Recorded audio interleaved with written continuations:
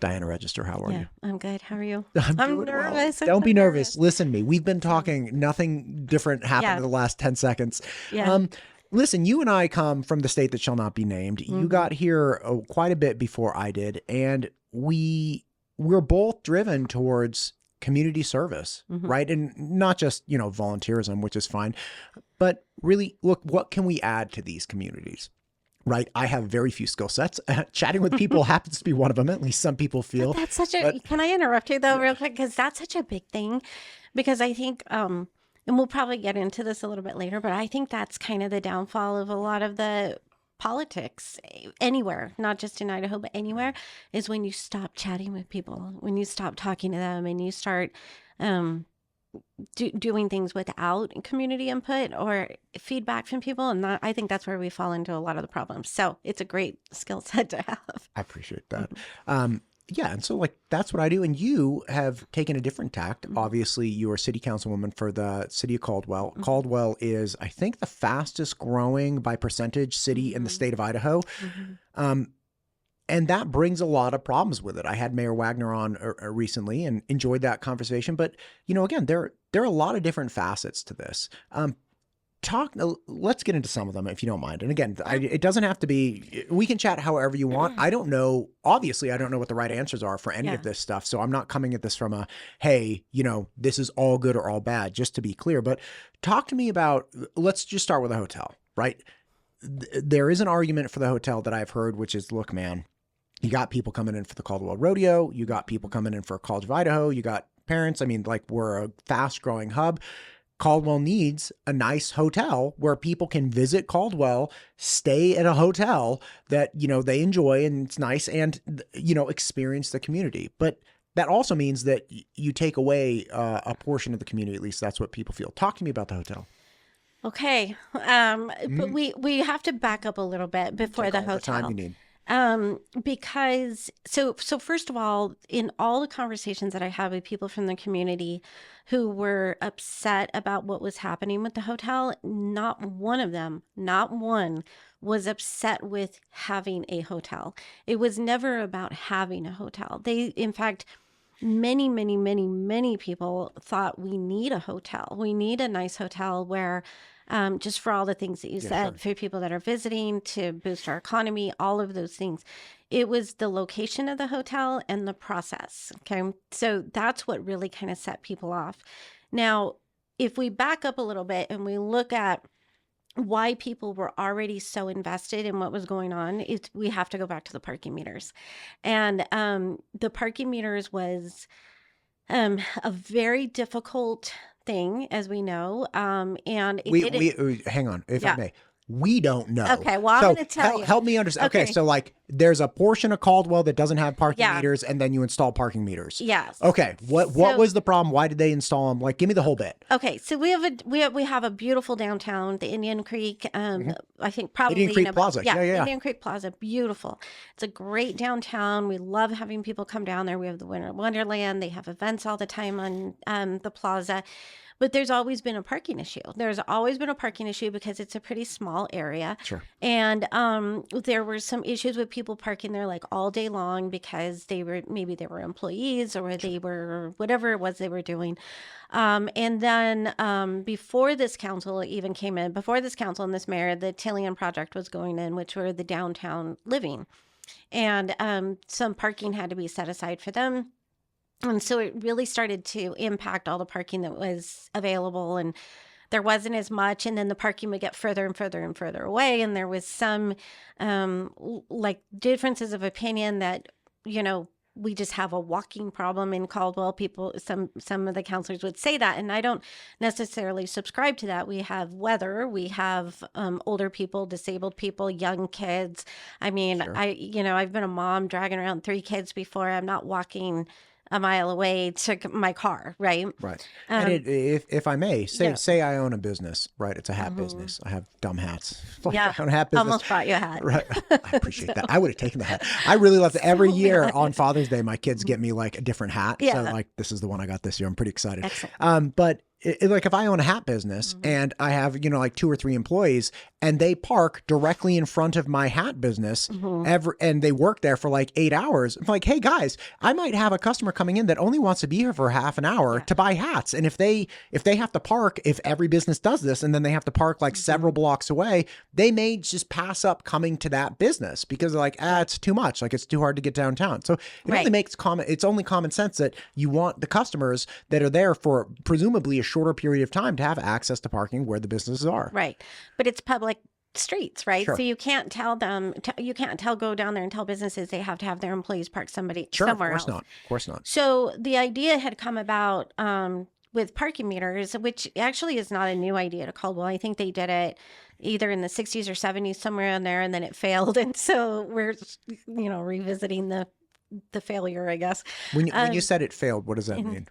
They took them out. Gotcha. And I don't know the exact reasons, but I know that they weren't there. So when this parking meter thing came up, they had, meaning the city hall, the mayor, and staff and all that, they had come in, and the car park had come to council, and there was a great presentation about it. We were slated to make like $617,000 a year profit on these parking meters. And we were sort of talking about the idea that most of this would come from out of town people. So it wasn't going to put it onto our current residents because they were going to be coming for Winter Wonderland. And that's, like those kinds of things, right? Love taxing people just coming through the area. Yeah. And not necessarily a tax, but, a fee. A revenue. Yeah. And so it sounded great, right? So even at the very beginning of it, I was even in favor of it. And then after a little while, I thought, there's something that's just not sitting right with this. There's something that doesn't feel right. I started looking into a lot of different things. I started talking to a lot of the downtown business owners. I started hearing from community members because initially we didn't have any feedback from people that were in the community, like at the very, very, very beginning. But after it started, people started getting wind that this was actually going to maybe be a thing. We started getting all this feedback and it was not positive. And so as I started looking into it and you were kind of doing the math and things like that. And I thought, something is just not right here. So by the time we got around to like one of the last meetings where we were doing the vote, I was like begging council to just please wait, let's wait. Let's just pause for a minute. Let's get all our ducks in a row and make sure we have our facts straight. They were ready to move on. So it was, I believe that vote was a tied vote with the mayor breaking the vote. So I believe it was myself and Councilor Stoddick and Councilor Williams that were against it. And then the other 3 were for it. And then the mayor broke the tie.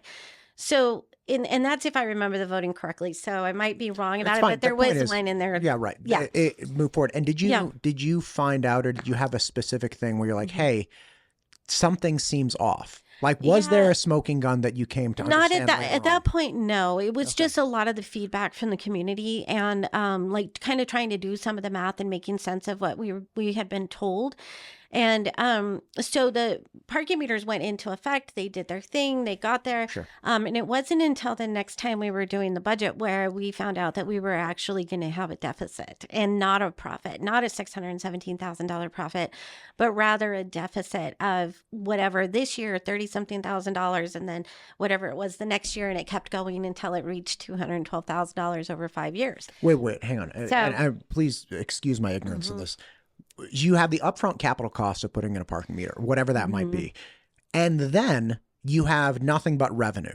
So is there a cost to maintaining the parking meters that obviously was a net drain compared to the revenue? Well, what happened is that when we went over the original numbers where we were going to make all this profit, the equipment wasn't factored in. So by the time they factored in the equipment, which they had told us that we had leased it, but we never had leased it. And that's what started all this, because we kept hearing about this lease, and that once this lease fell off, we would then be making a profit. So I started asking for a copy of the lease, and nobody had a copy of the lease. And so I believe what ended up happening was it sounded like Car Park had leased the equipment on our behalf. And so then it turned into, well, who owns the equipment, kind of who's responsible for it, that kind of thing. But when we were doing budget that year is when we it was the first time we found out that the equipment was actually going to cost us all this money, to the point where we were not going to make a profit. This And sounds crazy, like some kind of right. crazy lying solar salesman. Not that solar's a scam, but there are a lot of people that come to your door being like, you can just lease it. We will own it. We will maintain it. And you will just make all this profit. And you're like, I don't understand what you're saying. And I don't want to call like anybody a liar or anything, No, but of course. the thing is it sounds like it was again, like just kind of a flaw in the process, like where maybe the checks and balances weren't happening or whatever, or maybe somebody thought they communicated that to us and they didn't, or you know what I mean? Like, I don't know where it got lost, but it got lost. So if I'm understanding this, essentially what you're saying is, look, the $600,000 that they said you would be making as a profit, was roughly like the gross profit without having to pay for any equipment. And they're like, hey, look, you won't have any capital up front because you're going to lease this equipment. So you'll just pay us a certain amount of money to lease it. And then you get the delta. The delta as in like the 670 minus whatever it cost to lease. But it turned out that it cost more to lease the equipment than you were generating in revenue from the stuff. Along with like the operational costs and things like that. And so there was a whole bunch to it. Now, if you go, like it's all on video, right? So on, I think it was August 26th of 2024 or August 24th of 2024, somewhere in there, we had a special meeting. I laid it all out. It wasn't just the cost of the equipment. There was operational costs. There weren't as many people using the meters as they thought there were going to be. So it was decrease in revenue, increase in expenditures. Yeah. And so it just didn't work. It wasn't going to work. And How long is this lease? How long are you locked into? Well, we're done now because we decided not to renew the lease, which was easy enough. But then we had to figure out the whole who owns the equipment thing. So that was a burden on the city and the taxpayer and, everybody. Because you had to figure everything out. And we had to pay some money. Yeah. And so it was really frustrating. So if you can imagine, though, that with all of that stuff that had gone on with the parking meters and this feeling that, like, I think what it did is, regardless of where the information come that wasn't right or why we thought the way we did, and then we didn't have that happen and whatever it was, the community was, I think at that point, feeling like their voice did not matter. They started talking about it in meetings. They were talking about it on social media. It started increasing awareness of what the city was doing, which is not a bad thing. But then when they started talking about it on social media, like I'm a social media person, so I was really tuned into that because I like to read the comments because they can't always come to the meetings, right? They can't always be there. And then you'd see the frustration and what they were talking about and all this kind of stuff. So anyway, the long and short of it is that by the time the hotel came around, which was only not very long after that, you had a real feeling in the community of distrust and like, are we going to get good information this time? And is this the way it's going to be? And then, oh, by the way, now you want to take away this dirt lot where people call it like, oh, the dirt lot that does, and they'll say it doesn't even get used or whatever else. It's not about that. It's about the fact that this dirt lot has been there forever and ever and ever and ever. And we have a huge part of our community that's also been there forever and ever and ever. And so it's not just about this empty lot and if the animals are unloaded there or not. These things are attached to memories for the fair. Okay. And so, and I'll get into that a little bit, but these places in Caldwell, they're tied to emotional connections with people, and you have to show some empathy. You cannot just walk in and say, oh, we've got this empty lot, we're going to put a hotel there, whether you like it or not. That's not how it works. That's not how government works. And so I think that what's happened over these two incidences is that people feel like the people that they elected to represent them and make decisions for them have forgotten who they are and don't care. And I think that's the saddest part of all. So you cannot get anywhere. You can't do any progress. You can't have good growth. You can't have responsible planning and all this kind of stuff if you don't have the community behind you. It's not about me or the mayor or the rest of the councilmen. That's not what it's about. It's about our community. We are elected by these people to go in there and be their voice. And I was thinking about this not long ago, that there's like two different kinds of ideas. And very early on in my council career, I was pulled aside by a politician who told me that I should not worry about what the community says, because they have elected me to make decisions for them. They trusted me enough to make decisions for them, and that's why they put me in that position. And I don't subscribe to that. I think that you are more of a proxy when you are elected to a position to represent your community. You're more of a proxy, and you should be listening to those voices. It doesn't mean that you're always going to agree. It doesn't mean you're always going to vote based on what They say, is yeah, going sure. on, right? But you should be taking in that information, and it shouldn't matter if it's 5 people or 50 people or 500 people. You should be taking in that information and making your decisions accordingly, but also asking questions based on that. You should be listening to the questions that the community has, and then taking that back to your council and going, you know what, here's what I'm seeing. Here's what I'm seeing in my community, because guess what? I'm a community member too. I live there. These are my neighbors. And I think that when you get elected and you start calling yourself the leadership and the this and the that, you start to disconnect yourself from the people that you live next door to. Because if you think about it, everybody on council, everybody in state legislature, everywhere, you live within the community that you're elected to represent, right? So you're affected too. That's the whole point of it. You don't want somebody coming from somewhere else and not being invested in that community and then making decisions for them. And so we've created this disconnect through the parking meters. Then we came in and said, hey, we're going to put a hotel in here, whether you like it or not. And if I may ask, with the hotel, because again, totally understand the parking meters, and like beautiful explanation of how you view political representatives. Like that's really, really cool. With the hotel, like, okay, so you have this debacle, it sounds like, with the parking meters. And again, I don't know. I was not there. This is the first that's time. a good word for Okay, it. Yeah. debacle. It's a great word. So you have this debacle with the parking meters, and then there's a dirt lot that's downtown, has been utilized for various things over a period of time at the history of Caldwell. And then somebody proposes, hey, let's bring a hotel here. And again, as you said right at the beginning, it's not that people are against a hotel. They were against where the hotel was going and the process by which the hotel got put in. So talk to me about the process, right? So somebody proposes at some point in the last few years, hey, let's put a hotel here.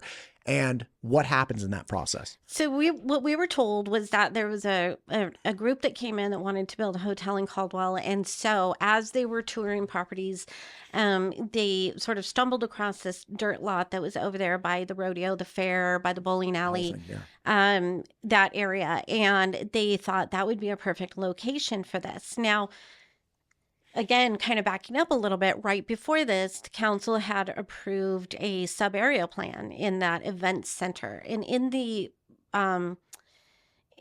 it was I believe it was a 4-2 vote for myself and Councilor Stoddard against, because again, there were things that just didn't make sense. Like it was a sports complex, and then it used parts of land that we don't really know that we can do that. It was just kind of another thing where we were like, why are we doing this right now?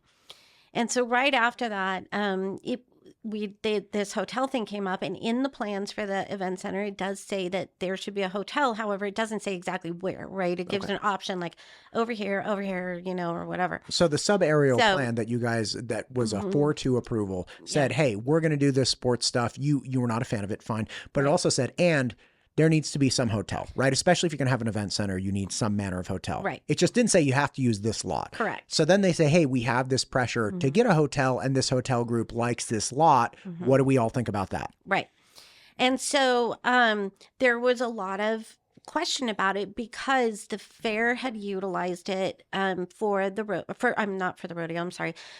fair had used it for the fair as sort of a drop-off area for the animals, and so when this came up, then all the FFA parents were coming out, and 4-H, and they were like, wait a minute, where are we going to drop off animals? What are we going to do about this? But more so, when we had the presentation, there was some question about parking, because it's also used for parking for the fair, for the rodeo, and other events that go on at O'Connor Fieldhouse. And it's used quite a bit. In fact, I think it's used like 48 weekends out of the year or something like that. Sure. So it's really a central utilization for a mere multi-use stuff. Either people arriving there or people utilizing it for whatever purposes. Okay. But it's kept dirt because of the animals. So it wasn't paved over, because you don't want to pave over it and then put animals on it. Sure. And so it's a city-owned lot on top of it. So it's not a private lot. It's a city-owned lot, and that was the use. And when it came to us, then there was a question of, well, how are you going to replace the parking? Like, what are you going to do? And then there were suggestions that were made about what we could do with the parking, but it involved county buildings. That we can't just go in and take down county buildings, right? So then we were like, wait a minute. So you're gonna put a hotel in here and take away parking, and then we're gonna take down a county building and put parking there, or move this or do that or whatever. And then the county got upset because they were like, well, nobody talked to us, right? So So the approval was contingent on the county agreeing no, there to was no remove. contingency. They were Oh. just gonna It's that was just the assumed. plan, Should right? not contingent, Right. but they presuppose the county's participation. I guess. And so, but I watched what the mayor said when he was here on your podcast, and I think he speaks very well about it, and I think that he has, a lot of faith in it. But he said something about how they had been working really, really hard now to do the figure out the parking and have more parking. All anybody was saying was that should have been done before you brought the project to us. So work it all out, figure out where the parking's going to go, work it out with the county, figure out what the plan is, and then come and say, hey, we've got this idea, or somebody wants to put a hotel in. Gotcha. And that was the part of the procedure that wasn't being done, just very much like the parking meters. It was just kind of like, let's just keep throwing darts at the wall, see what sticks, and then we'll figure it out later. But you can't do that. You can't figure it out later. So you had a group of community members who were very active on social media, and I think this is something different that this council and mayor has had to deal with that past councils and mayors have not, is social media, right? And they were being very vocal about it, and they were expressing themselves, and they were coming to the meetings, and they were talking, and it was almost like, it felt like in a lot of ways they were being dismissed and discarded and poo-pooed because they were loud and they were angry. And I think to myself a lot of times, like, well, wouldn't you be like, if you were, you know what I mean, like every time you talked nobody would listen to you? Like, that's kind of what happens right now. I'm not condoning presentation. Sometimes I read and I'm like, oh, please let's not say it like that or whatever, Sure. kind of thing. But I don't not understand why people are frustrated. So you had the parking meter and you had the hotel kind of back to back on each other. And when we went to the very last, well, I should say the meeting before we had the hotel vote, there were And did the mayor break the hotel vote? Was it a tie or was it just a no, 4-2? it was a 4-2. Gotcha. So the mayor did not have a decision in the hotel. The council instructed the mayor to do the hotel. Well, the mayor had a decision of whether or not to bring it forward. So Okay. And then he the kinda- council was like, yes, Mhm. we, right. by majority, 66 and Mhm. 2/3, Yep. agree with this. So Yep. his whole thing was, hey, look, I'll present this to you guys, and you, the council, you'll get to Mhm. decide if this is good or bad. Right. Got it. But those projects like the hotel, the park meters, Sure. there's some things that like on building applications, the growth, stuff like that he has to legally bring forward. The projects, he doesn't have to. If he didn't agree with the hotel, he did not have to bring it forward. So Sure. But his understood 100%. But the bottom line is he doesn't make the call. Like, he was able to bring it forward, Mhm. and it would appear that based on the council's voting, that it was an appropriate thing to bring forward because, again, 4-2, the council's like, yeah, we like this, move forward with it. yes, as Right. long as you are not, as long as you are voting for it, I mean, what's your reasons for voting for it, right? I can tell you all the reasons why I voted against it. I can't think of one reason why somebody voted for it that makes sense. Well, me. I think you articulated, know. again, like, it sounds like there are a lot of cons, Yeah. but it also sounds like there are a lot of pros. Like, you're saying most people that are over against that hotel going in that area are for or are not against a hotel. Right. And so one reason, not without reservation, but one reason is you need a hotel, right? So that's a reason that somebody Right. would bring forward. Now, again, where, how, the process, whatever, none of my affair, but like, that's a clear reason why you would have a hotel. It's like, Right. we need a But hotel. let me back up. So and those, so it's funny that you kind of bring this stuff up because at the meeting before the hotel vote, there was a woman who was talking and she was angry and Sure. frustrated, and they shut her down, made her sit down. She was not allowed to finish what she was saying. And so there, you can imagine this tinderbox that had kind of been started, right? It's from the parking meters, and now we have people that are upset with the hotel, and you have all of these youth parents that are now upset. Like, this is just kind of growing and growing and growing, and then you tell somebody to sit down. So it's Was there like a interesting. time issue, or literally were they just like, we don't like what you're saying, you need to sit down right now? They didn't like what she was saying. And And so they felt like one of the counselors felt like she was yelling and didn't like that she was yelling. And then she continued on with whatever it was that she was saying. And then she said something that the mayor didn't like, and he had her sit down. So it sounds like there are some people at least that felt she should sit down, felt she was presenting or yeah, but communicating in an appropriate manner. I don't know. I don't know what you're talking about. I think that, well, I mean, what's appropriate, right? Like, people are allowed to be upset. They're allowed to be loud. Sure. And they're allowed to voice themselves in whatever way that, I mean, without, she wasn't like charging the anybody or, anything like that. She was passionate about what she believed in, and it's 3 minutes, right? It's 3 minutes of listening to what somebody has to say. That's not too much to ask. But Right. what I think ended up happening, so you remember that, and then we talk about, well, why did somebody vote for it as opposed to why we didn't? Mm-hmm. And when we got to the meeting where we were voting for the hotel in that February, 2 counselors gave a speech as to why they felt that it was appropriate, which were the things that you talked about. Made a motion, and then when it came to my turn to have my discussion and I started kind of talking about it, they interrupted me and called for the vote, which is a Robert's rule that we don't even practice, and cut me off. And then And when you say they, who's they? counsel and Okay. a counselor, I believe it was a motion, and then I think it was seconded. I don't know. There was a lot going on that night. Sure. And then after some consideration, the counselor that made that motion decided that he would give me 10 minutes to talk. And that's when I think everything erupted, because I'm an elected official just like anybody else. So if I want to talk 10 minutes, if I want to talk 30 minutes, if I need to get questions answered, that's my time to do it. And that's because I represent people, right? I collect their questions. I represent whatever it is. So they never got to hear why I had concerns or what my concerns were, because they cut me off from talking.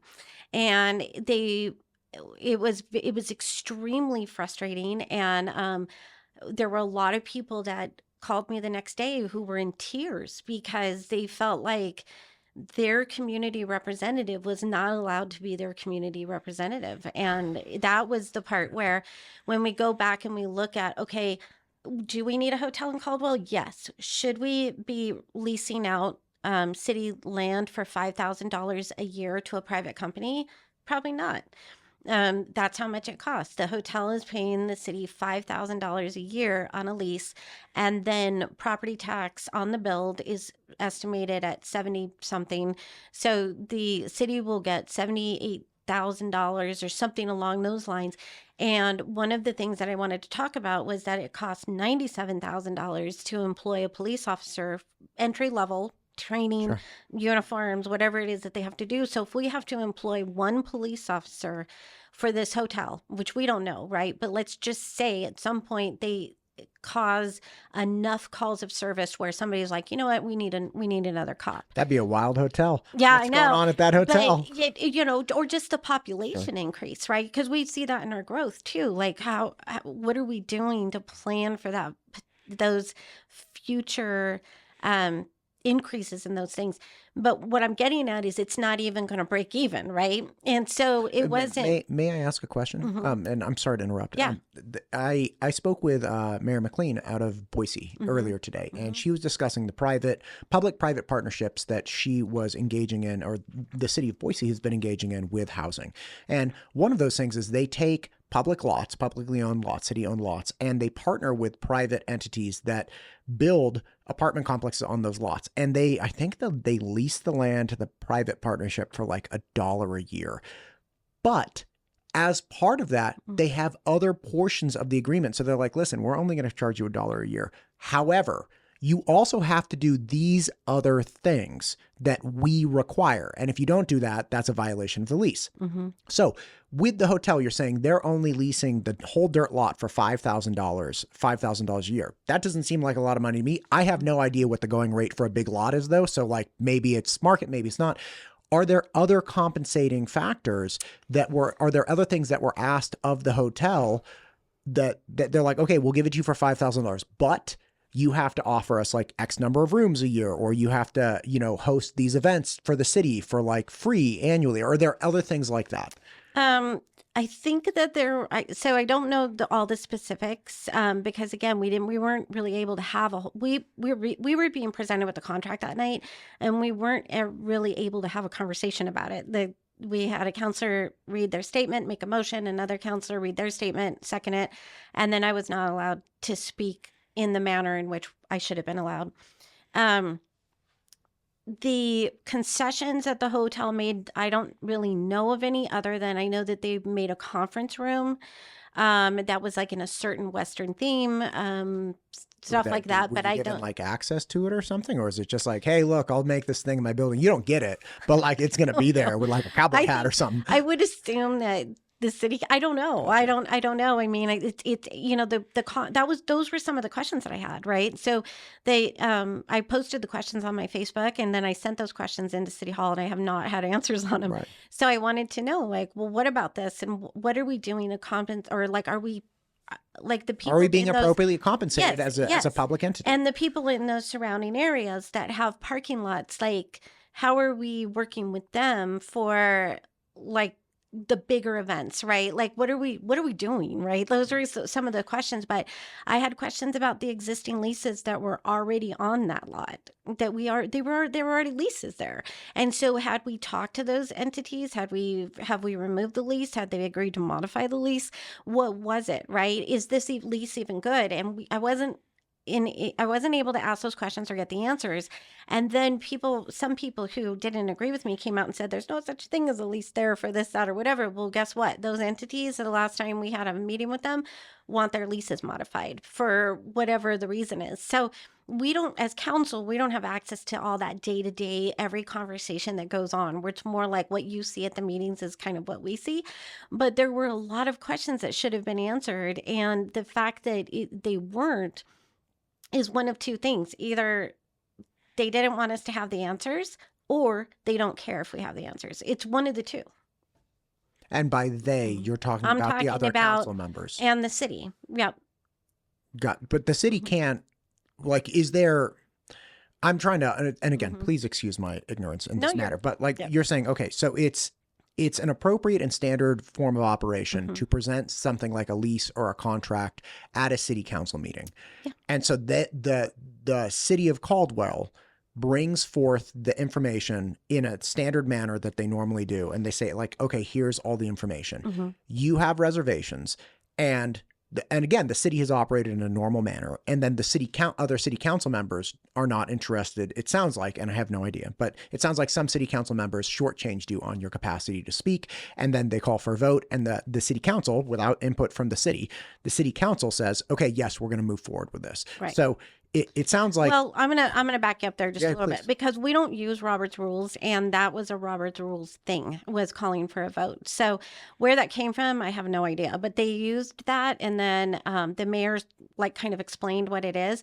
But because we don't use it, and the mayor sets the agenda and he sets the rules of conduct and all that kind of stuff, he very well could have stepped in and said, that's not something we use. We're going to let her continue and ask her questions, and then we'll take the vote. I don't think there was one question that I had that would have changed the vote. That's not it at all. But am I allowed to have your questions answered? Yeah. And they were a lot of questions from the community. So you're not shutting me down. You're shutting down an entire community that had questions.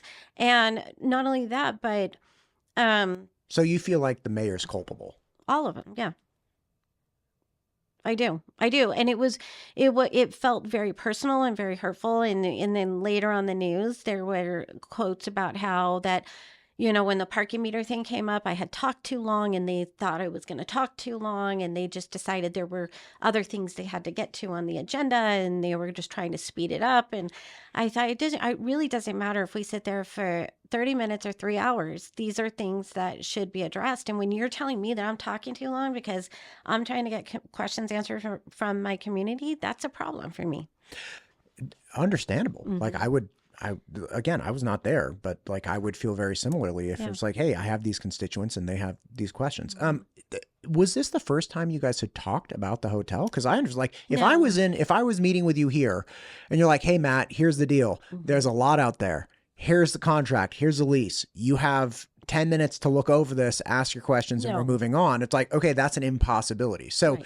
is it, do you think that it was that We had people were had- like, hey, we've already answered these questions, or we've already addressed these things?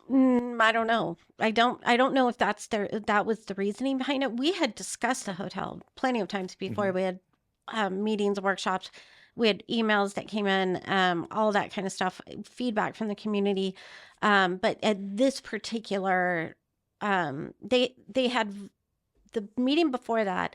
Council had approved a signing of a letter of intent to go through with the hotel thing. Gotcha. As it turns out, the mayor had already signed that letter of intent months before. So it really, whatever we were voting on that night, I don't know. Except I think there might have been a change, like a small change. If you guys hadn't So- signed a letter of intent, then like that would have been a real problem for the developer, right? Like your Well, letter they of wouldn't. intent Yeah. had weight to it, The right? the letter of well, it was supposedly it wasn't like something that held us legally, but it gave It gave them a positive indication, especially when to you're dealing start with, like, negotiating yeah. on the contract, Yeah, right? right, And that right. was in December. So it was in February, I believe, that contract finally came forward. So we had seen it, right? Like we'd been able to review it on our own, but we had not had a discussion about it up until that point. But we had talked about the hotel prior to that. And the December letter of intent, again, I presume a 4-2 vote. You were not in favor at the time either. Correct. Gotcha.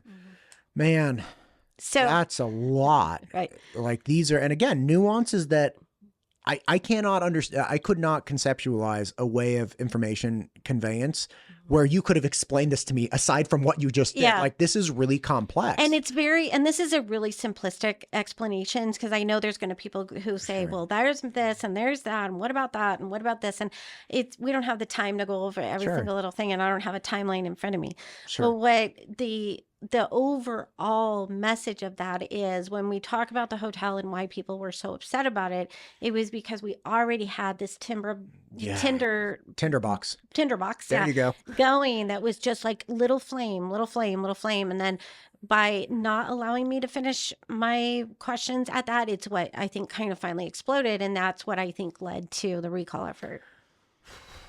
I can see that. Talk to me about the recall, because that was literally what I was just thinking. Like, Yeah. okay, I can see why there's at least some group of people that were really worked up. What was the recall? Because you were not named in the recall, right? Well, initially I was. Oh, okay. So I don't think a lot of people know that initially we were all part of the recall. Myself and Counselor Stoddard included, were named. And I think what happened is it sounded to me like the recall organizers, that was the trajectory they were going. They had that was it. They were going to do it. They had papers drawn up, everything to get those initial signatures. And they started getting some pushback from the community as far as Counselor Stoddard and I were concerned. Now, whether it was because they thought we were just the lesser of two evils, or they liked us, or they just felt like somebody needed to sign checks if the recall went through, you couldn't get rid of everybody. And they didn't want to leave it up to the governor to pick people. Right. Whatever the reasons were, they decided to take us out. And but we were initially included in the recall. And it's a scary thing, right? And I think, like, for me, like when I first heard that and was told that, I thought, how do I make this right? Like, what do I do? Like, I feel like now I need to go to my community and ask them, what is it that you feel like I'm not doing right for you as your elected representative? Sure. Tell me what it is. And then maybe we won't agree about it. Like, there's been people who did not have really nice things to say about me a while ago, and they were really kind of mean about it. And then I called them on the phone and I said, let's talk. Let's just talk and see where we land with this. And now I wouldn't, I'm not saying we're all besties, but we're not, nobody's calling each other names. It's right? not man, it's amazing what just a cup of coffee and Yes. 30 minutes can do. If you Yeah. just sit down with somebody, it's like, look, man, And take some, whatever. you Like, got to yeah. take some responsibility sure. and some accountability, and that goes on both sides, right? Like, but you get a lot of, hurt feelings, and you get a lot of like people getting angry, and then this guy gets angry, and that guy says this, and then you're all over the place, and it really saddens me because these are people who literally like grew up together, right? Like they've known each other. They know their parents, they know their families, they know when they had babies, they shared teachers, they have memories of the dirt lot. They have memories of what Caldwell used to be like where are we headed? Where are we going? How do we all be part of this?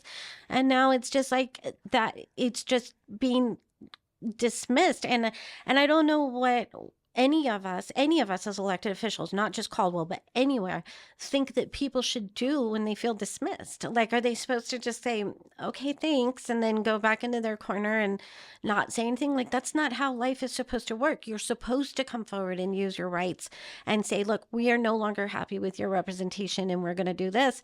Which everything that I saw from the elected officials that were in there was that they understood that, right? They understood that process, and they said that people are allowed to have this is what they're allowed to do. Now, there were other things that they said publicly that were not always very nice. But then, then the community would respond in turn with not very nice. And then you just have everybody not being nice to each other. And, but I think that when you get, if they got 4,000 or so signatures on 4,000 people that signed, whether they signed for everybody or not, but if they had over 4,000 people, like at that point, then when do you come forward and go, okay, that's 4,000 people who are trying to deliver a message to me in the way that they can, which is this, right? So how many signatures did the recall garner? Well, it was, I don't know the exact numbers, but it was per person, right? So the mayor might have had so many signatures, and then the next guy had so many signatures, but I know that I think everybody had over 4,000 signatures. So but I don't think they were consistent across the board, right? Like there was some that had more signatures than others. Oh, so somebody had 4,500 and then another person had 3,500. Well, or I think they were all over. Yeah. I think they were all over 4,000. No, I don't know. I'd have to pull up the numbers to, And see what was the threshold for the recall? Like how many people? It was like 20% of the registered voters in the last election, which was almost closer to 5,000, I think. Gotcha. So they just didn't meet that threshold. Correct. If I may ask, who organized the recall? Well, so I don't know exactly who started it, right? Like I think it was kind of who filed the recall? Well, so Jim Hollis, I believe, is the one that you should have him on your show. I'd love to. I'm not familiar with the gentleman. Oh, yeah. Got it. Oh no, sorry about that. Sorry, everybody. We had a breakdown with wires here. Okay, you're back. You're back. I can hear you. That's why. Yeah, no, I've never spoken with I don't know the gentleman. Yeah, I'd love to have him in to understand what the nature of the recall was, and especially considering, hey, you were on the recall initially. Why did you get taken off the recall? Mm-hmm. And then what was it? You know what I'd love to know? What the feedback from the community during the signature garnering process was. Yeah. Like, were you talking to people and they were overwhelmingly positive and you just weren't able to hit as many as possible? Or was it, 50-50, half the people liked it, half didn't? I mean, what was that?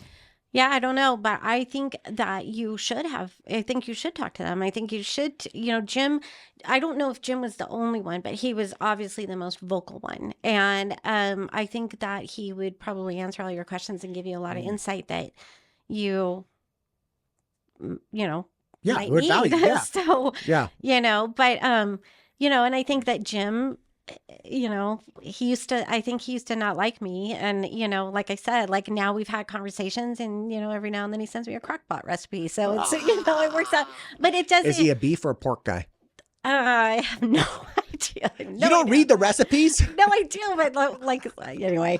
I love crock pots, man. And the one pot, get out of here with the one pot. I can't like it. The whole nature of pressure cookers freak me out because it's like a mini bomb in your kitchen. Or Instapots. Yeah, the Instapot. Yeah, that's what one pot is a style of recipe, which is but Instapots. The wife and I got an Instapot a couple years back, and it was after a while, I was like, oh, dude, we're getting rid of this. And I love slow cookers. I love crock pots. I just can't can't handle the like latches and the pressure, and the I got sound. little kids.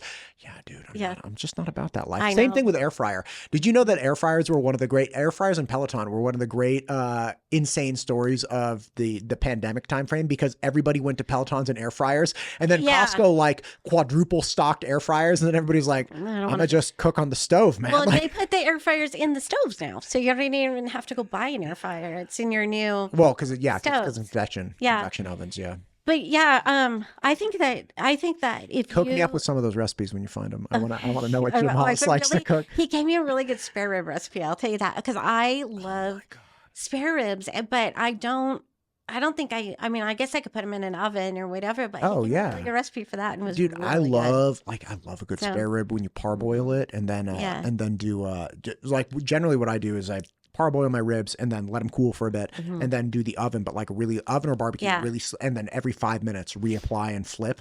Dude, after like 45 minutes, it's the best rib you've ever had. I really like, I know this sounds weird, I really like cartilage too, because the spare ribs have that little pop at the end. Oh my God, so good. So my mom has a really good sauce recipe I should send you. It's phenomenal. So can I tell you something really fast about sauce, and then we'll go back to the actual real reason we're talking. When I was like 23, my wife and I were together, and we're not married yet, but we were together, and one night we were like, as you do when you like meet your person, you're having fun. I was like, hey, you know what I want for dinner tonight? She's like, what? I'm like, I really just want French bread dipped in barbecue sauce. And she's like, for all the dinner, she was like, I'm good. So we go to the store. And literally she's like, well, what kind of sauce do you want? Because you got to be really particular if you're just, anyway, I was like, I want the sauce with the highest sugar count in the entire store. And she was like, bet. So we spent 10 to 15 minutes in the sauce aisle, checking literally the sugar levels. Every single one. It was like, oh, this one has 12. And she'd be like, hey, this one has 15 grams per serving. And we go, and finally we found one on the bottom shelf, 17 grams of sugar per serving. Which one was it? Sweet Baby Ray's. Sweet baby. I'm talking, this is 2005. Okay, so this is before Sweet Baby Ray's was in Costco. This is before it was popular. It was bottom shelf. Now, Sweet Baby Ray's is on top. Same label, by the way. The award-winning Sweet Baby Ray's is white. And this is before you could get the half-gallon, container out of Costco. But it had the highest sugar content of any barbecue sauce we could find in the store. And man, it delivered. Huh? That night, French bread. We got like 2 giant loaves of semi-Freddies, and just like, when you're 23, you can get away with that. Like, what kind of nonsense was that? Like, what's the nutritional value? What I took down that night, like zero, negative. Nobody charted it. Nobody cared. Dude, I lost 2 weeks of my life that night. How old are you now? Oh, I'm in my early 40s. I'm 43. Okay. Well, because people my age, like I'm in my early 50s, like we didn't drink water when we were kids. So like if we did, like I'm never in high school, like we never drank. Do you remember the sugar containers that we used to have? Like to your point, like the horrible health. When I was growing up, did you ever do like grape nuts? Not a grape nut, Frosted Flakes. How about like Frosted Flakes? When you took the sugar container, because everybody had a sugar container on their table in the 80s, and you just pour on top of your sugary treat. Frosted Flakes with extra sugar, and then I'd let it soak in, so it like soaked in the sugary milk, and then you eat it. And we literally had containers like this, like. And you would just like scoop the sugar out, the milky sugar at the bottom. I'll do you one worse. Oh my gosh, you remember those were the days. I will do you one worse. So even to this day, and if you, my mouth is watering, by the way. Like this is gonna kill all the Idahoans if they hear this. What? Well, probably the people from the South more. But when I first tried grits, I thought it was gonna be like cream of wheat, right? I didn't really understand. I didn't know. It looked like kind of the same until we just like put sugar all over it and stuff. And now my daughter and I have grits with sugar, and people think we're crazy, but it's so good. Dude, get out of here. Go try it. Sugary grits. I do my grits like my cousin Vinny style. Nope. Like I'm talking salt and butter and fried eggs. Go to Cracker Barrel and get some grits and put some sugar on it, and it's like cream of wheat. Okay, first off, do we have Cracker Barrels in Idaho? Yes. We do? Yes, there's Where? one in Nampa. There's one in Boise too. Listen, all I'm saying is when I make grits, and I love me some grits, dude, butter and salt. I know. I just didn't. We didn't have that where I grew up, so we didn't. My I mouth is didn't know how to watering. eat it. I know. You know? Sugar. That's I mean, get out of here. go try it. It's like sweet tea. Anyway, it's not. It's like actually sweet tea is really good, but you know. Okay, I just want you to go to Cracker Barrel and think of the girl from Caldwell and put some sugar. You know on what there. we should do? I'll meet you there. We should. I was gonna say we should go to Cracker Barrel together. You, the city councilwoman, and me, the nobody, and we're gonna go to Cracker Barrel in Nampa and get some we'll grits. Try it we'll get. We'll swap them. We'll swap the grits. You'll eat my salty, buttery grits, and I'll eat the sweet grits. As long as you record it. Oh my God, we're gonna do this. Happen. Okay, listen, I can't remember what we were talking about. We went. Oh, Jim Hollis sent you slow cooker recipes. Okay, so you know what I love about this? I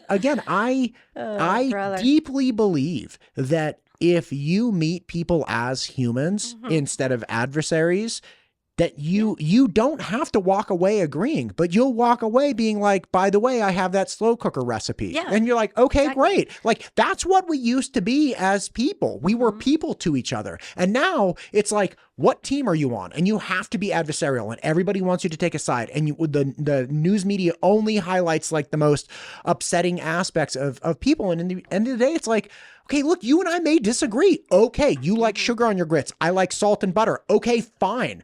We don't have to hate each other. Right. We're going to go to Nampa and try them. Like that's what, and so like, it's cool that you've had that experience in our contemporary political world where you had people that disliked you, you reached out to them, and now it's like, listen, we can disagree, but you're not the devil. Like, can we just come to that point at large in Idaho? I don't know. I don't know. I don't have all the answers, but I do think, I've seen a lot of politicians and at the state level, like doing the community forums and stuff. Like I went to one, Kent Marmon, Lucas Kaler, and I think it was Camille Blaylock. Yes. They had one at the library and I went and they just kind of gave a rundown of whatever they had done that week. Sure. And it's super interesting. And I think like if you open up that line of communication and you feel like somebody's approachable to you, that's really the biggest piece of it, right? But the community knows that there's certain things that have to happen a certain way, right? There's certain things that have to be done a certain way, and they're not stupid. They're not, but they want to be heard. And unfortunately, I think what we sort of translate that to is where we say, well, the community is heard, or they are, I'm sorry, let me rephrase that. But when the community says that they want to be heard, we sort of translate that to, well, we have to, if we don't vote the way they want us to, that they're not heard. That's not true. The community is not stupid. They know that there are things that are going to happen that maybe they don't necessarily agree with, but they still want to be able to have that voice. Yes. Do you think there are some people though that feel like the city council, be that in Caldwell or Nampa or wherever, it's like, I think there absolutely are collections of people within communities that say, hey, they don't listen to us because they don't do what we want them to do.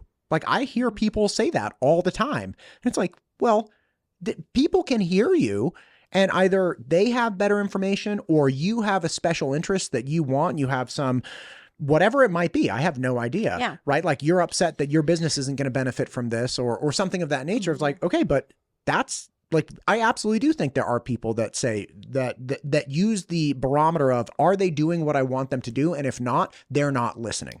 Well, you have to be able to have the conversation on both sides, right? Just because I really value the community and want to hear what they say, they still have to come and talk to me. They can't, if you are only going to, complain about me and not want to have a conversation with me about me or whatever it is, then we're not doing anybody any good, right? So you have to be willing to still come and have those conversations, even if we walk away not agreeing. And if you still don't like me after that, then at least you know you don't like me, right? Like you know why you don't like me now, as opposed to just in general, because you sit on city council, I don't like you, Do you think that that's one of the primary problems with social media? That people, that the ask or the burden of going on in social media and commenting something crazy, whatever you may be saying, it's a zero risk to you, zero effort. You don't have to meet somebody as a person. You're also very taken by, like we're all taken by social contagions, right? Mm-hmm. And the social sentiment, you don't want to talk against social sentiment, and people know that. So they're like, okay, well, if there are 20 people that are complaining, then the person who disagrees with the complainers, they're not going to say anything because it'll just be a pile on. And then of course you have people that pile on when somebody goes against them. And that's all a zero risk game, right? Like you can make burner accounts, you can do whatever you want and make the appearance of like this social movement when in reality it's like 5 people that are just, going hard. And it's like, I hear what you're saying and I agree. We should be meeting in person. We should be communicating in person. We should put as little weight as possible on online communication. Not that it's neglected necessarily, but every time somebody, or not every time, but a lot of times when people have been upset with things I've done, which is like, listen, I talk to people, like that's what I do. And in this conversation, I have no idea if the parking meters and the hotel and the recall, I have no idea about any of this stuff. Like I'm just learning like, anybody else hearing this for the first time. But the point is, if somebody has a problem with that, I almost always say like, hey, I'd be more than happy to grab coffee with you. Or if you have a different take than one of my guests, I'd be happy to have you on the show. Like that's fine. And overwhelmingly, I find that people they don't want to do that. They don't want to meet you as a human. They have an image of you. This one person like went off on me. This was wild. I ended up in this like crazy email exchange with this person. And she was saying, she's essentially accusing me of being like a Christian nationalist that like hated gay people and all these things. I'm like, listen, and I was trying to be as nice as possible. I'm like, I think you're mad at someone else. I have never articulated the views you're attributing to me. I interview people on all sides of the issue. Like I think, and again, I understand there are plenty of people to be mad at. And your view of society, I could understand why you might be upset, but like, I think you're mad at someone else. I don't think you're mad at me. And of course you like listen, but like, that's what happens. It's like, yeah, I don't know what you want from me. Well, I think that, I agree with you in a lot of ways that people will comment on social media because it's easier, right? Sure. But at the same time, like, I also believe that because it's easier that people are a little bit more honest. And so we do get to hear their views that maybe are less polished than they might be at a city council meeting, but views nonetheless, right? They still matter even if they're angry.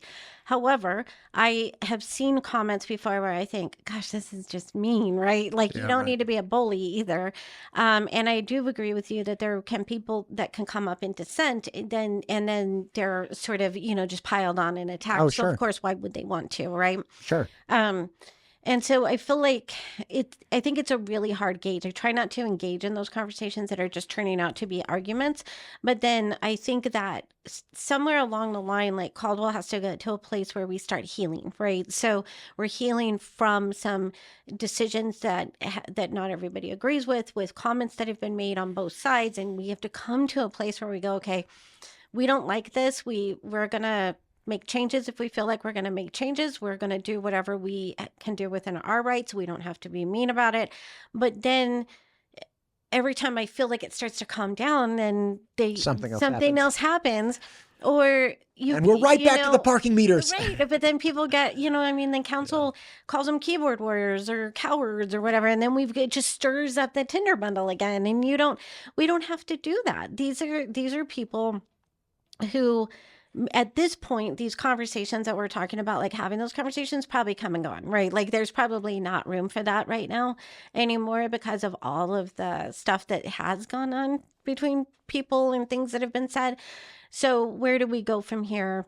But I don't know. Like we do, there is a verification, a fundamental verification process when you have to meet somebody in person. Like if you have 50 people on Facebook screaming and yelling about something and somebody asks, say they can be like, how come you haven't responded to those 50 people?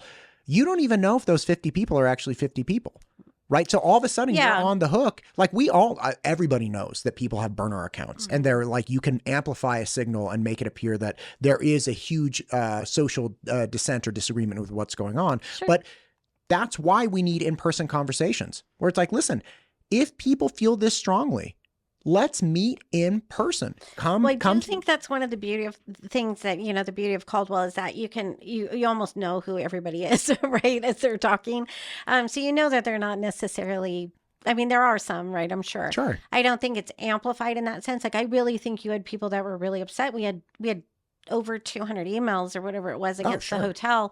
And, you do get people that come in to the meetings. It's never enough, right? You want Sure. everybody to be there, but can 76,000 people come and stand in the room? No. No, and let me be very clear. I am not saying people were not upset about this. What I'm saying is it is a tricky problem. Social media is a very 100%. tricky problem. Yeah. And I have personally witnessed, and I don't engage on social media at all. I post and ghost. Like I put the information out there for people. If they want to consume it, great. If they don't want to consume it, that's fine too. But I do know that there are people that do not work. Some people work with bad intentions, in bad faith. And I do know that there are a lot of instances of people having burner accounts and a small number of people making it seem like there's a large social movement. I do witness all the time people piling on in an insane manner on social media groups. It's like, this is a crazy place. So again, I'm not saying anybody's a coward or they're keyboard warriors. I'm just saying there is a real problem with taking cues and feedback on social media and attempting to engage those people. Like, if I were in your position, and I'm not, and I never will be, because I definitely would never run for city council because I'm an idiot. But what I'm saying is, like, anything that anybody ever said, I would just say, please come and meet me for coffee and let's talk about it. And if people do this to me all the time, they try to bait me into a conversation online. It's like, I'm more than happy to talk to you about it in person, because the toxic nature of social media is such that you can't get actual resolutions. You can't meet people like people, which is, I think, what we really need to do. Well, I think in a lot of cases you're right? But I mean, I like talking to people in whatever way that they feel most comfortable talking to me. So if they want to, this is why you're the city council person. You're smarter than I am. I mean, if they want to meet for coffee, I'm all for that, right? Sure. If they want to talk online, I'm all for that too, because I'm really confident in what I have to say as far as my answers and my opinions. So I'm not afraid to put that on record, right, for people to go back and see. And or if they message me or whatever, or have a phone call or whatever it is, I'm okay with that too. I was going to say something about how I do agree that there are probably these burner accounts that come in and they either for the clickbait or on both sides, right? On both sides. And so in saying that and how easy it is, then you have to have a little bit, whether you agree or not or whatever, a little bit of respect for the bravery of the people that are using their own names and coming forward and still giving their information the way that they are. Now, again, I agree very much with the sentiment a lot of time. I don't always agree with the presentation. I don't like bullying. I don't like name calling. I don't like that kind of stuff. And I try to stay away from that as much as possible. But it's not just one group or one person. It's happening on both sides. And so both sides have to stop. They have to stop it and meet in the middle. And we're not going to right now, I mean, unless some kind of lawsuit happens or there's some judge that stops the hotel, those decisions were made by the people that were elected. And if you do not like those decisions, then we have elections coming up. We have one in November. We have one in 2 years. Make sure you vote, and make sure that you vote for people that you feel like you can have those conversations with. So when these things come around, you're not feeling like you're not represented, I love that. Yeah. Conversations. So, yeah. Yeah. Let's have a good conversation. Yeah. With our elected officials. That's a big one. 100%. You should be able to call them and talk to them. Well, Diana, I've had you here for a long time. Yeah. I feel like the number of topics we've had. Yeah, well, the screensaver came on, so I know it's over an hour. Oh, I could keep talking. I don't want to walk away having bad feelings about, because I just want to make something clear though. Wait, do you have bad feelings about me? Is that what you were about to say? Not yet. Walk away. Not yet. Cracker Barrel. I don't know. What's Cracker Barrel? Dude, where is that in Nampa? Because I've been to the Egg Factory. Egg Factory's lit. No. It's on the north side, north of the freeway, by Sportsman's. Dude, now I want Panera. I want grits. Oh, they're so good. And then there's. Do you remember that scene from My Cousin Vinny? No. No? No. Oh, I don't remember. The only restaurant, there's only 1 or 2 restaurant scenes I remember, and that's not one of them. Oh my gosh, dude. So. He goes into, he's in the South, deep South. He comes from Jersey or something to represent his cousin. And so Vinny comes as this attorney, and he goes to breakfast with, Come on, Marissa Marissa Tomei. Tomei. Yes. My clock's ticking. Anyway, so they go to breakfast and they pick up the menu, and it's literally on the menu. It's breakfast, lunch, or dinner. And he's it's like, grits. what do you think, honey? Should we get breakfast? And so they order breakfast, and the guy behind the counter just takes a big old scoop of lard and slaps it on the grill. And then the next shot is the plate of food, which is like this huge plate of grits with butter in it and a couple eggs. And Joe Pesci's like, what is this? It's Joe Pesci, right? Slop. Yeah. Yeah. Joe Pesci's like, what is this? He's like, that's grits. He's like, what's a grit? He's like, and the guy's just looking at him like, what? He's like, have you ever heard about the cholesterol problem in the United States? And the guy's just staring at him like he doesn't care. They don't care. My cousin Vinny. It's an incredible story. I feel like, yeah. Yeah, it's good time. We'll go try the grits. Yeah, let's do that. I don't know how to. Listen, why don't we do this? Wait, I want to say okay, something. Please. I want to say, because I don't want to walk away with making it seem like I'm so anti my council colleagues, because that's you don't not seem anti-council colleagues. Well, I don't want to make it seem like, I mean, I think we're all. You don't get Listen, a handbook you for told this, me right? off air you hate all of them. I don't know. Oh my God. That is not true. Now I'm going to start posting on your page and be like, this guy's a liar. And I'm going to send you like auto emails. But do people do that? Do you get auto emails from people? No. I made that up. This is why I could not be on a public representative. No. Like, it blows my mind what you go through. And like, this is not like a way to make a living. Like I so appreciate people willing to come forward and take the heat for this. And like, here you're a person trying to live your life and you're really serving your community and you're taking flack online. You take flack in person. Like you got to come and do stupid podcasts like this. Like, I've been really lucky. Like I think I have a really great community support system, and I have some people that don't like me and aren't going to like me no matter what I say or what I do. Sure. And that's fine. And they can take it, twist it, do whatever you want to do with it. Because at the end of the day, if you're going to do something like this, you really have to have a lot of faith in what you're doing. Right. But what I want to say is that, there's no real, it's a real fast learning curve.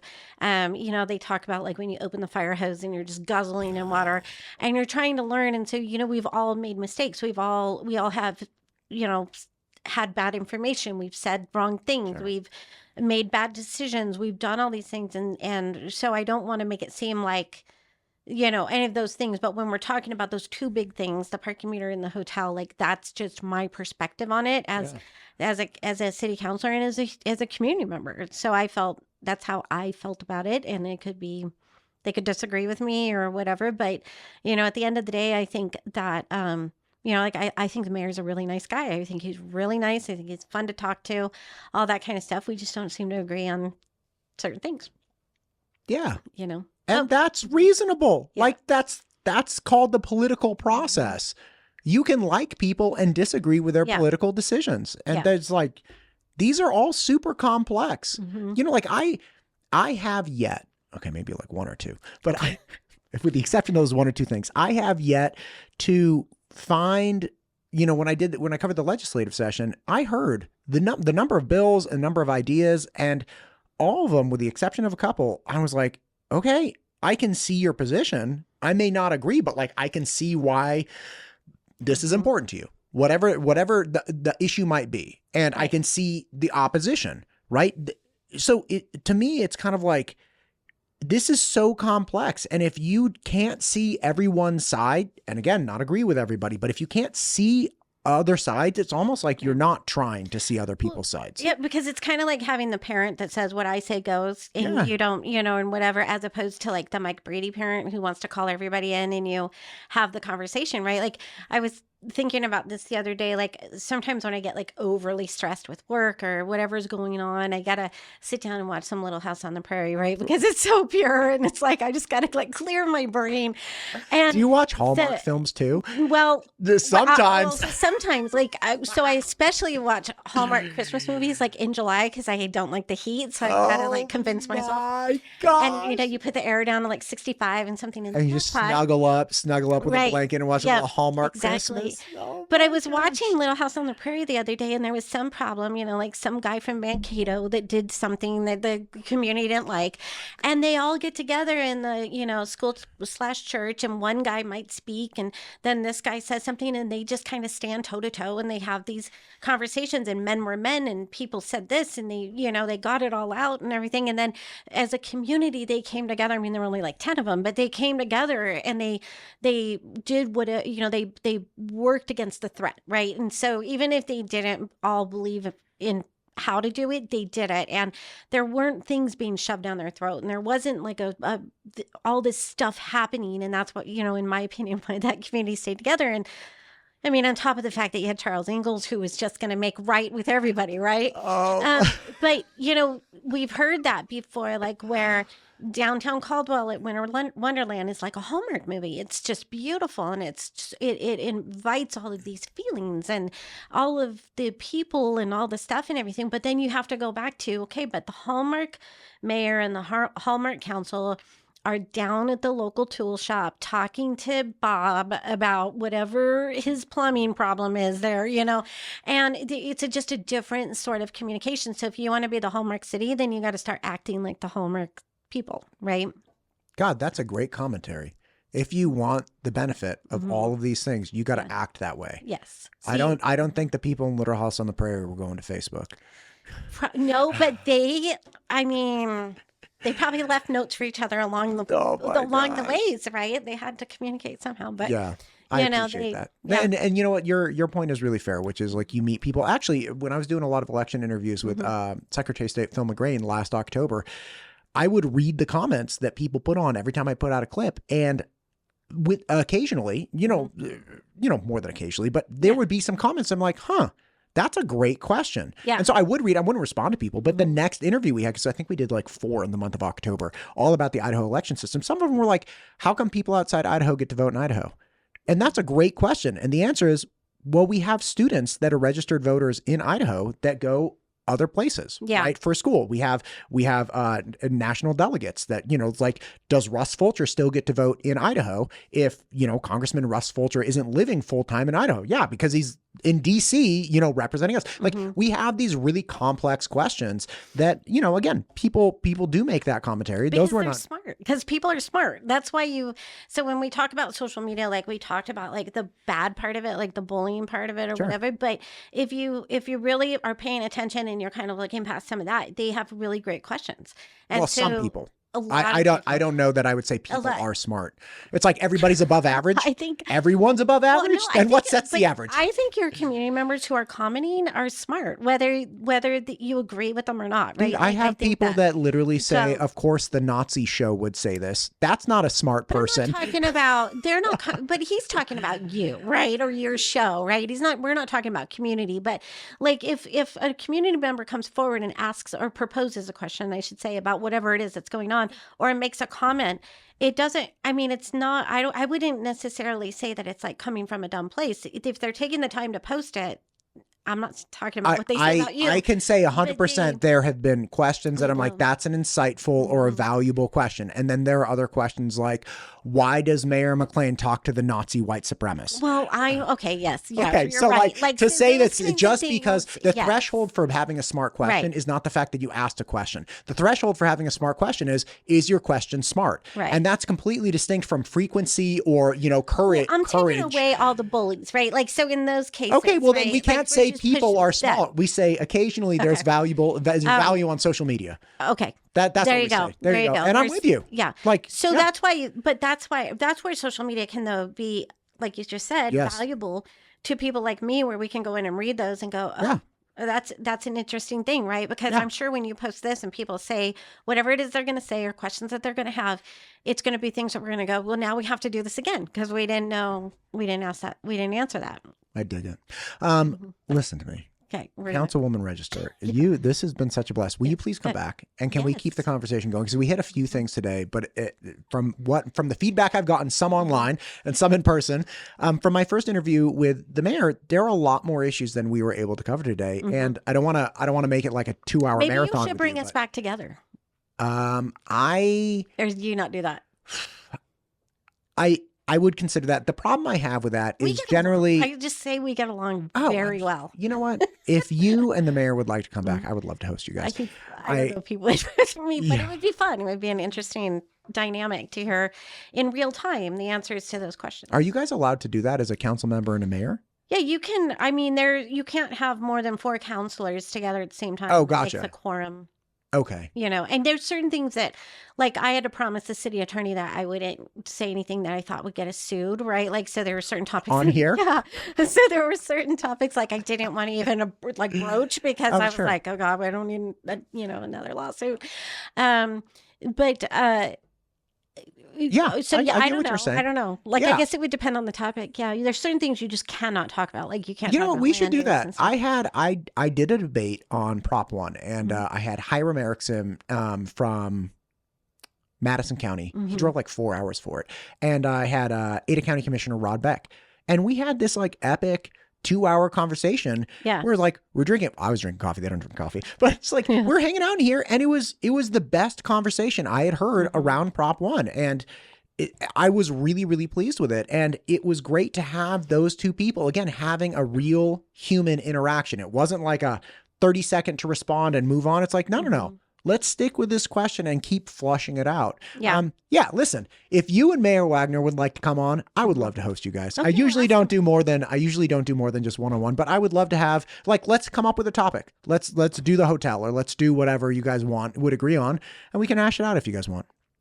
Well, you can ask him. Great. Like, I think will. I think that as far as the mayor's concerned, like, I mean, I think we've come a long way, right? Like, we have some pretty significant differences of opinions Sure. on things, but he's never rude to me. He's never mean to me, like anything like that. And I don't feel like attacked by him like I do by other politicians.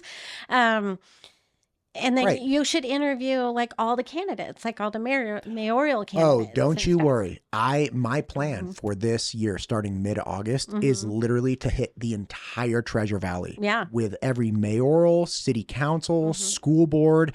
If I can get mayor, city council, and school board in every spot, that would be the greatest collection of voter education Yeah. in this format that 100%. exists like in the entire state. Right. Right. Because you like the voter information. First off, we don't really have formal voter information pamphlets. And outside of interviews, the first round I did with that was the Eagle mayoral races from 23. And it was wild because the candidates were sitting down for like an hour conversation. People were like, I've never even heard him talk for more than like 4 minutes. You know, so yeah, listen to me. You and I were on the same page. Okay, I'm but all in. I want to come back for that. Okay. So now we've got. Are you running this fall? Yeah. Oh, great. You're up for re-election. Yeah. Fantastic. Well, yeah, like 100%, I would love to have you back. Yeah, so do that, and then come in with the mayor, and we Great. can discuss, and then Crockpot recipes. we'll go. We're Well, you have gonna to do- call Jim for that. Okay. Put And in a then- good word with me for me. I'm sure he would love to come in here. Yeah, but have him come in and then get your crockpot recipes, Yeah. do your mayors, and then grits. Grits. God bless it, grits. I can't wait. Cracker Barrel Hill we come. Me too. Listen, Councilwoman, thank you for coming in. I appreciate you. Thank And you. we got a lot of work to do. Yeah. For All right, sure. we'll do Thank you.